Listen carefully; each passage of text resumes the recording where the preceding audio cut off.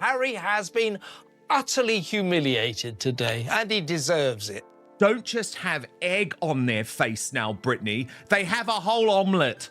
And what brings us together is far more important than what sets us apart. That Harry is not all there mentally. He's not right in the head. Well, the gigantic ego has landed. Prince Harry's officially back in the UK for a much vaunted visit, which has now inevitably become another soap opera. Prince Harry has lost his £50 million case against the Daily Mail, but today, as he arrives for a speech at Chatham House, the moment this devastating verdict is announced, I can tell you, he has also lost his reputation. Even by Harry and Meghan standards, this is a disaster. This is an utter disaster. Long before this latest courtroom setback, Prince Harry had portrayed his legal cases as something much bigger than personal disputes. In his view, they represented a mission. He argued that he was not simply defending his own reputation, but challenging a system he believed had operated without enough accountability. He wanted influential newspaper executives held responsible. He wanted uncomfortable questions answered. Most of all, he appeared determined to leave court as the prince who had finally taken on the establishment and won. He says he wants reconciliation, yet reporters continue asking whether King Charles has turned him away. He arrives in Britain without Meghan, but Meghan still becomes one of the biggest talking points surrounding the entire visit. No matter where the conversation starts, it somehow circles back to her. In fact, Harry himself brought Meghan into the courtroom discussion. During the proceedings, he said the press had made Meghan's life an absolute misery.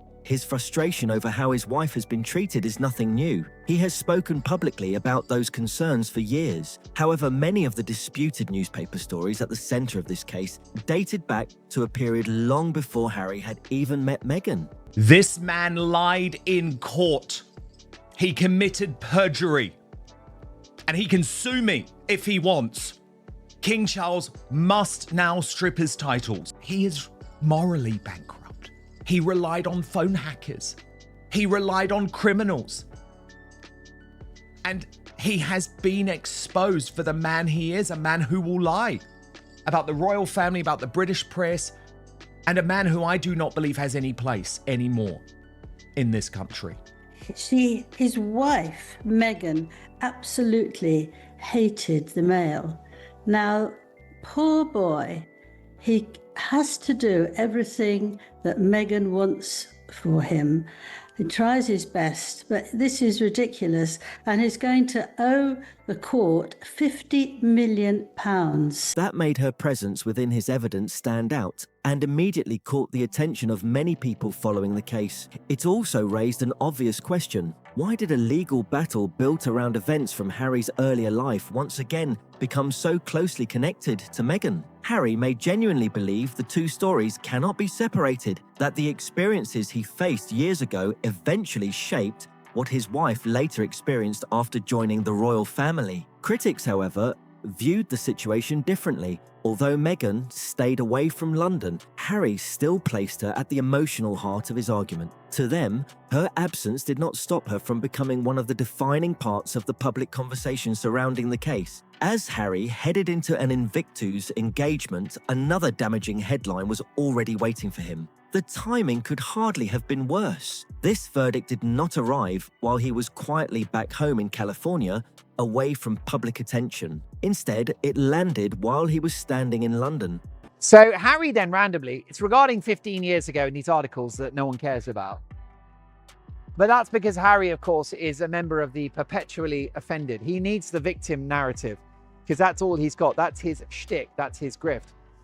But he brings up Meghan in a court case about articles that were 15 years ago before he met Meghan. And it was very, very strange. He talked about, he said, the press had made my wife's life an absolute misery.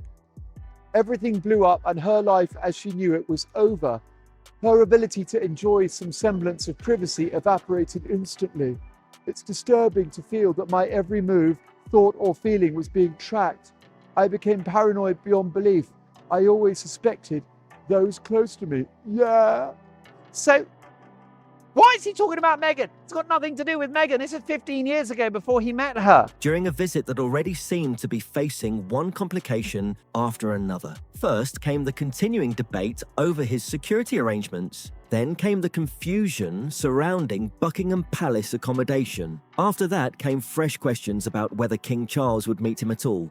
Then Meghan and the children were absent from the visit many had expected. Finally, the courtroom defeat added yet another difficult headline. One setback quickly became another, then another. Before long, the negative stories seemed to be piling up from every direction. The carefully planned comeback Harry appeared to be aiming for suddenly looked far less certain and much harder to control. Even so, he still stepped onto the stage. He delivered remarks about the Invictus movement, the strength of different nations coming together, recovery, resilience, and the ongoing responsibility to support wounded and injured service members with dignity and lasting commitment. Although Harry did his best to direct attention toward the cause he was supporting, very few people seemed focused on the actual message of his speech. Instead, nearly every pair of eyes appeared fixed on him. On many occasions in the past is that a lot of the things he says don't seem to come from his head. They seem to be put into his head by his wife.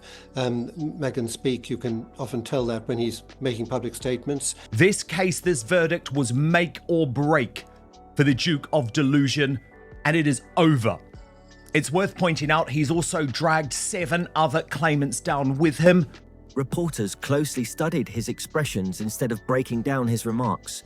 Was he frustrated? Was he deeply disappointed? Had he already learnt the full details of the court ruling before stepping onto the stage? Was that smile completely genuine? Or was Harry trying his best to project confidence while dealing with another painful setback? Those questions quickly became part of the story.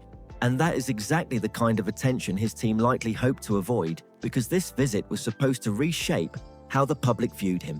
For months, Harry has appeared eager to move beyond the constant cycle of royal controversy. He has spoken about Ukraine. He has continued promoting the Invictus movement. He has devoted time to discussing wider public issues that extend beyond palace headlines. The image he seems to be building is that of an experienced international figure with meaningful causes to champion, rather than simply Meghan Markle's husband or the prince still locked in conflict with his own family. Yet somehow every path seemed to lead back to familiar controversy. He arrived intending to highlight veterans, but much of the discussion centered on Buckingham Palace instead. He delivered a serious speech, yet many headlines focused far more on his courtroom defeat than on the message he wanted people to hear. Meghan was not physically standing beside him, but her name continued appearing throughout the wider story. It surfaced during the court proceedings, the ongoing security debate, the questions surrounding palace arrangements. Why are you denying him the opportunity to earn money? I would have thought that you would want to applaud the fact that he is doing what he needs to do to feed his family. Well, because quite simply, the way that Harry earns his money is by trashing the royal family and trashing Britain and encouraging his wife to. So I don't actually have any sympathy for his way of earning money. Why doesn't he just earn money without damaging Britain, which he has done dramatically and wholly? And almost every conversation about Harry's next move. That only added to what many observers viewed as the most striking image from the entire visit. Harry was on his own. He arrived alone. He received the court decision alone. He attended public engagements alone. He navigated competing palace briefings alone. He worked to keep the focus on Invictus alone. Every appearance seemed to reinforce that picture, whether intended or not. The couple, who have often presented themselves as a united team, suddenly appeared to be on separate paths during one of Harry's most difficult public moments. Many people naturally wondered where Meghan was when Harry seemed to need visible support the most. The official explanation, however, remained centered on security concerns. According to that explanation, Meghan, Archie, and Lilibet did not travel to London because Harry remained dissatisfied with the level of protection available outside a royal residence. That may well be the genuine reason. It also remained possible that Meghan could still travel to Britain later if suitable arrangements were made. Even so, cameras rarely capture explanations or private discussions. They capture the people standing beside you in the moment, and throughout this visit, Meghan simply was not there. To Harry's critics, the images coming out of this visit painted a difficult picture. Meghan remained in California, while Harry found himself facing a courtroom defeat, questions involving Buckingham Palace, and renewed public attention surrounding tensions within the royal family. The prince, who has so often spoken about protecting his wife, now appeared to be standing without the same visible support himself. At the same time, the wider story seemed to shift almost every day. First came expectations that Meghan and the children would return with him. Then reports suggested they would not travel to London after all. Later, fresh claims emerged that they might still join Harry somewhere else during the trip. Soon the speculation spread even further. Birmingham entered the conversation. Then Althorp became another possibility. After that came renewed discussion about whether the children might see King Charles. Every new report generated another wave of headlines, despite the fact that very little had actually been confirmed publicly. That left many people asking the same question. Was this simply a family trying to work through a genuinely complicated security situation, or had the constant uncertainty become a story all by itself? Meghan is coming quickly becomes one headline. Then Meghan is not coming creates another. Next comes Meghan may arrive privately, followed by fresh discussion that the children could travel or perhaps remain at home. Harry might meet King Charles. The king might decline. Even without appearing together, the Sussexes continued generating major headlines through the constant stream of possibilities and speculation alone. If Meghan were to suddenly appear later in the visit, however, the public conversation could change almost overnight. Harry would no longer be viewed as the prince attending difficult events on his own. Meghan could instead be seen as the supportive wife arriving after one of his hardest public days. The children could become the emotional link between Harry and King Charles. Birmingham could suddenly become viewed through the lens of a Sussex family appearance. A private family moment could rapidly grow into an international media event. Many royal commentators believe that possibility helps explain why Buckingham Palace has been so careful throughout the visit. A single photograph featuring Harry, Meghan, and King Charles would likely become one of the most talked about images of the entire week. Following the courtroom defeat and the controversy surrounding Harry's accommodation, one widely shared picture could dramatically shift the direction of the headlines. Instead of appearing isolated, Harry could be seen as someone welcomed back into the royal fold. Supporters might view such an image as a sign of forgiveness, reconciliation, or evidence that meaningful royal ties still exist. Meghan could also benefit from that kind of attention. Her business ventures, fashion partnerships, lifestyle projects, and public appearances regularly attract interest, but few subjects generate worldwide coverage on the same scale as the royal family. A new product, a fashion choice, or a business launch may dominate headlines for a day or two, but a photograph linking Meghan's family with the king could remain at the center of international discussion for weeks. Many observers also believe that even the most private family meeting can quickly become part of a much larger Sussex narrative once public interest begins to grow. That does not automatically mean Harry should be prevented from seeing his father. Instead, it suggests the palace may prefer that any meeting stays completely private, is carefully managed, and cannot easily become part of future publicity or commercial storytelling.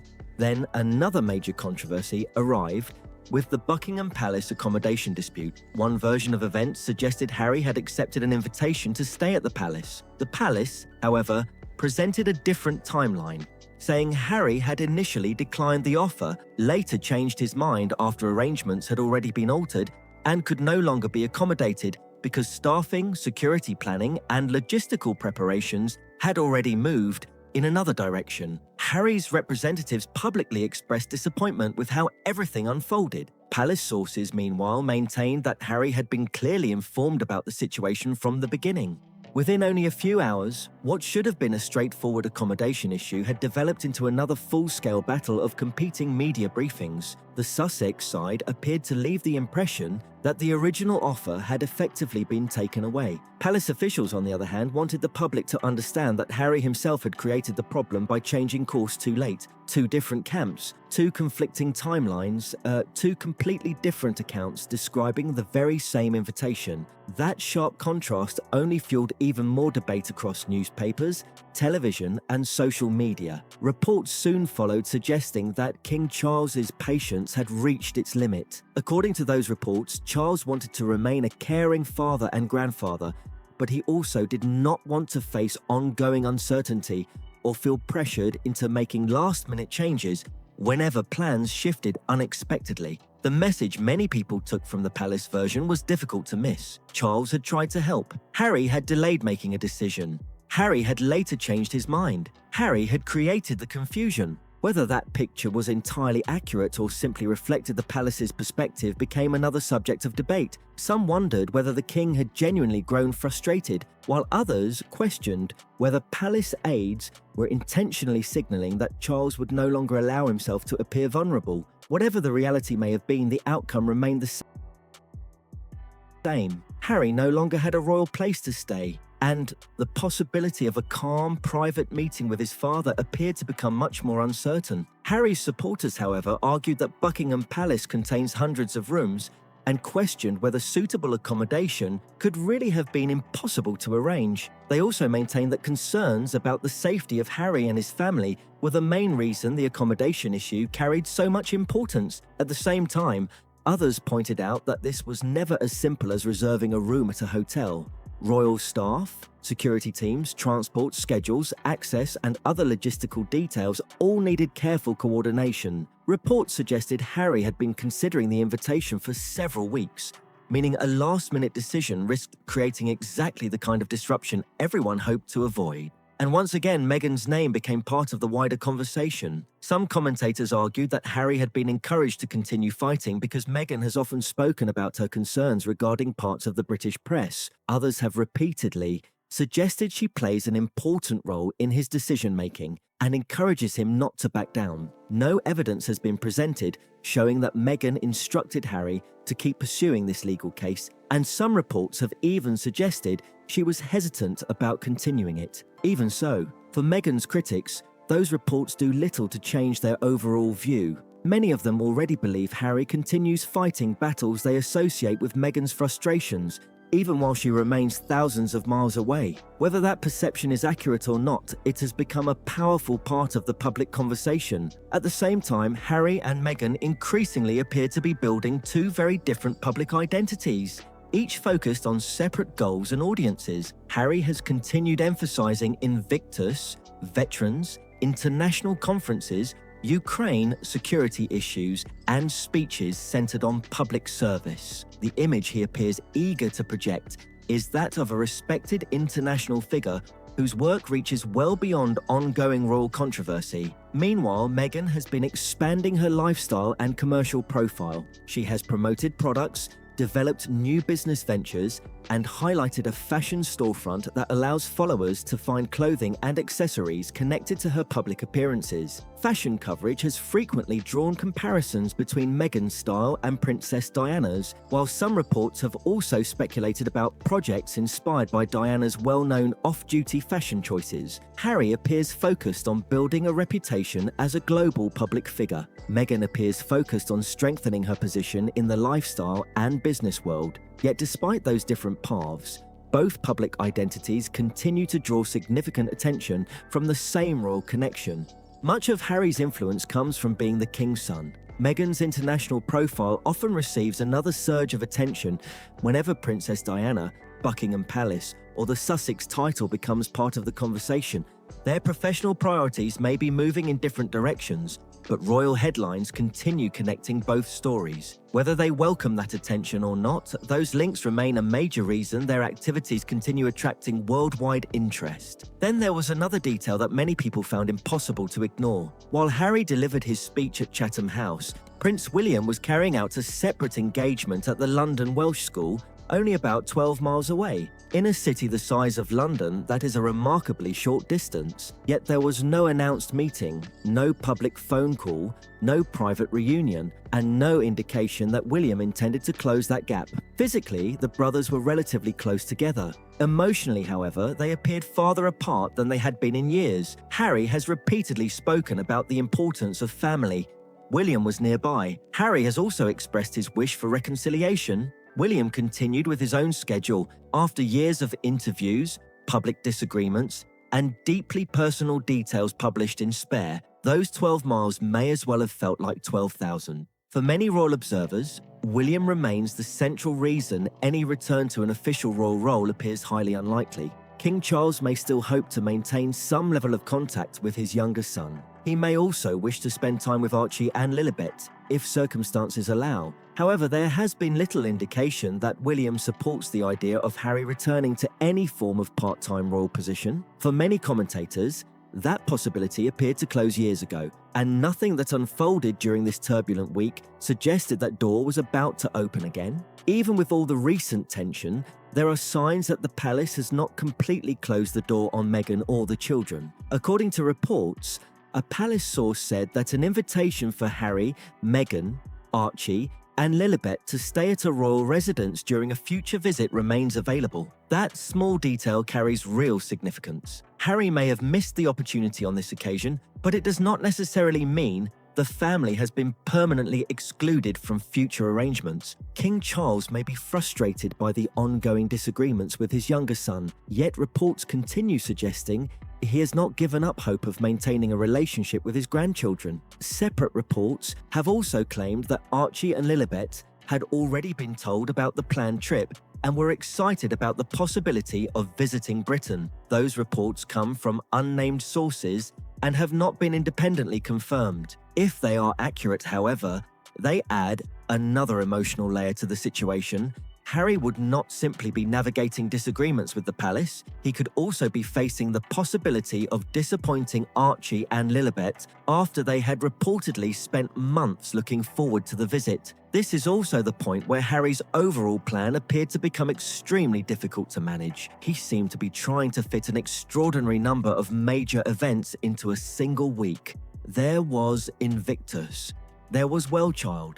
There was an effort to present a more serious public image. There were hopes of a possible meeting with King Charles, the possibility of Meghan joining later, the chance that the children might travel, questions surrounding royal accommodation, ongoing security discussions, and a major High Court judgment hanging over everything. Any one of those developments could easily have dominated an entire visit on its own. Instead, they all unfolded at the same time, while Harry also hoped the spotlight would remain on the charitable organisations. Under those circumstances, that became an incredibly difficult goal to achieve. Invictus should have been leading the headlines as Birmingham continued preparing for the 2027 Games. Wellchild should have benefited from Harry's appearance and public support. Conversations about veterans, children, recovery, resilience, and fundraising should have remained the central focus throughout the trip. Instead, much of the public discussion returned to familiar questions. Harry, Meghan, Meghan. Where was Harry staying? Would Meghan arrive later? Were the children coming? Was King Charles upset? Would Prince William refuse to meet him? Had Buckingham Palace withdrawn the accommodation? Would Harry respond publicly to the court ruling? Could Meghan suddenly appear and completely reshape the headlines? As those questions multiplied, the charitable causes gradually slipped further into the background. That is far more than a minor public relations challenge. Harry's presence undoubtedly attracts cameras and international attention, but that attention becomes far less valuable for charities when nearly every question centers on royal family drama instead of their work. Charitable organisations also depend on confidence from donors, supporters, and long-term partners who want their missions, not unrelated headlines, to remain at the centre of public attention. Charitable organisations need a clear message if they are going to succeed. Veterans deserve public attention that is not overshadowed by another dispute involving the royal family. Harry arrived in Britain during an already difficult moment, and as the visit continued, each new development seemed to make things even more complicated.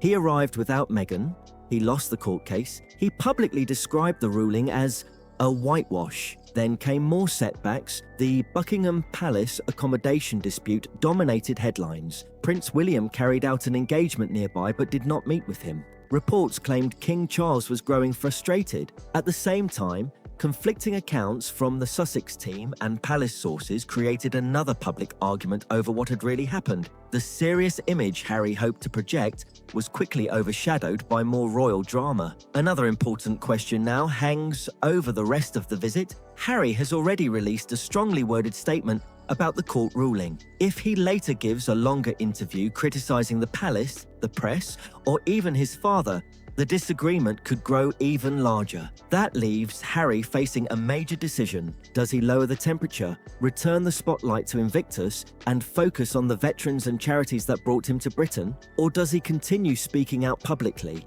and risk turning an already difficult comeback into an even bigger setback? Then there is Meghan. Does she remain in California while Harry faces these headlines alone? Does she arrive later as a supportive wife? Could the children also travel, creating the family reunion that many reports have suggested King Charles hopes for? Or would Meghan's arrival simply spark another round of headlines, fashion coverage, princess, Diana comparisons, and fresh debate over whether the visit was always destined to become a media spectacle? Harry arrived in London smiling, yet the court ruled against him. Buckingham Palace publicly disagreed with his team. Prince William kept his distance. Reports suggested King Charles's patience was wearing thin. The charities struggled to stay in the spotlight, while Meghan remained absent. The smile that was meant to show confidence may instead become the lasting image of a prince watching his carefully planned return to Britain unravel. What do you think about everything that unfolded during Harry's visit? Was this simply a series of unfortunate events, or could some of these controversies have been avoided? Share your thoughts in the comments below. And if you enjoyed this breakdown, don't forget to like this video, subscribe to the channel, and turn on notifications so you never miss our next royal update